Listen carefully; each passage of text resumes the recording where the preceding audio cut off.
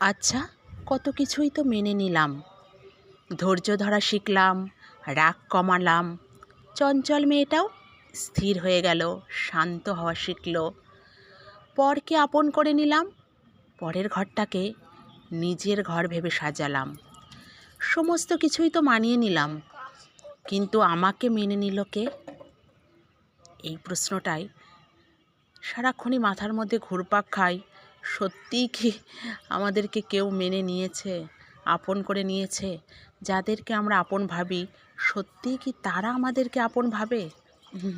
কি জানি, হয়তো বা না। তো যাই হোক, গুড মর্নিং সকলকে।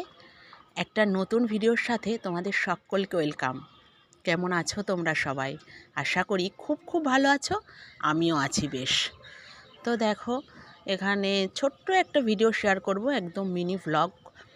তো এখানে সকালের কাজকর্ম মোটামুটি কমপ্লিট, ঠাকুর দর্শন করিয়ে দিলাম। ভগবানকে না দেখালে না আমারই নিজেরই ভালো লাগে না, আর কি ভালো লাগছিল না। আজকে সমস্ত ভগবানকে বেশ মালা পরিয়েছিলাম, খুব সুন্দর লাগছিল, অপরূপ সাজ যাকে বলে। তারপরে এখানে দুপুরে রান্নাবান্না বসিয়ে দিয়েছিলাম ডাইরেক্ট। আজকে আর সকালে ব্রেকফাস্টে এমনি ঘুগনি ছিল, সেটাই খেয়ে নিয়েছিলাম, রুটি আর করিনি। হলো ঘুগনি মুড়ি ঘুগনি দিয়ে মুড়ি দিয়ে কাঁচা পেঁয়াজ দিয়ে খেয়েছিলাম, একটু অন্যরকম, রোজই তো রুটি হয়। তো মা বললো আজকে ঘুগনি মুড়ি খেয়ে নাও, আর ভালোও লাগে, বেশ খাই আমরা। তো তারপর এখানে দুপুরে রান্নাবান্না বসিয়ে দিয়েছিলাম। দেখলে আজকে বেশি কিছু করব না, কারণ আগের দিনের একটু তরি তরকারি আছে, আবার করলে গরমে বাসিটা থেকে যাবে, ওই জন্য একটু লাল শাক ভাজা আর মাছের ঝোল করেছিলাম, ছেলেরও তাই করে দিয়েছিলাম মাছ। তারপর এখানে কিছু জামা কাপড় কাচিকুচি করে এনে ছাদে মেলে দিয়েছিলাম, মেলতে এসেছিলাম আর কি। নিচেও মেললে হয়, এখন বেশ রোদ্দুরের তেজ, নিচে মেললেও আমাদের শুকিয়ে যায় ব্যালকানিতে, তবুও দিয়ে যায় ছাদে, নিচে আবার জল টল পড়ে।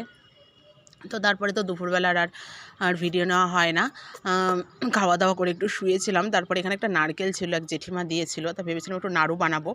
আর নাড়ু তো আমাদের সকলেরই খুব প্রিয়, প্রত্যেকেরই, বাড়ির সবাই খুব ভালোবাসে।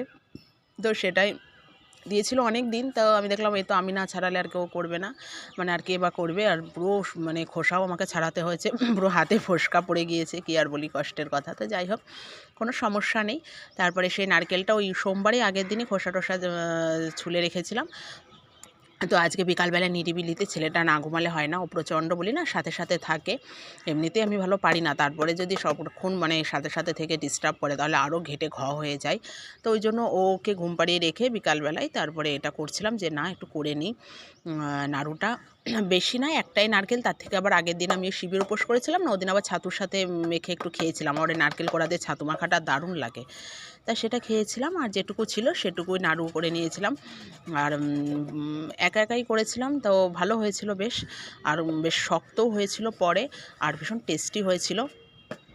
আর নারকেলটা ভালো, খারাপ না, একটু মিক্সিতে না পেস্ট করে নিয়েছিলাম, হালকা, বেশি মিহি করিনি, ওই জন্য মানে টাইম লাগেনি, সাথে সাথে নাড়াচাড়া দিলে একদম আঠা হয়ে গিয়েছিল।